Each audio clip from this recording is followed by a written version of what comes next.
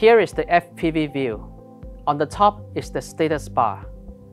The left part of the status bar is the warning zone. If the system works well, it will display normal. If something goes wrong, this bar will become orange for caution or red for warning. You can tap it for more details.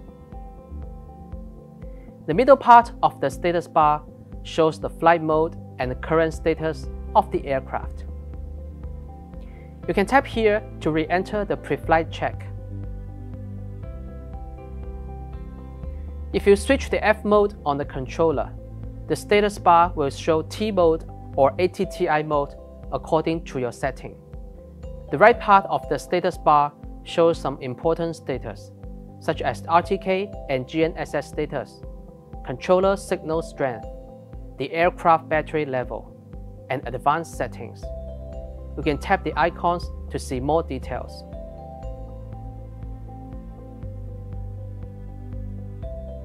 The green line below shows the battery status.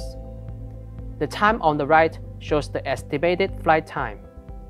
The two white dots on the left shows the low and the critical low battery warning percentages.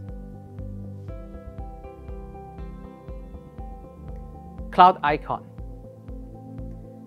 Under the status bar, the cloud icon shows the status of Flight Hub 2. You can also change the photo and video uploading options.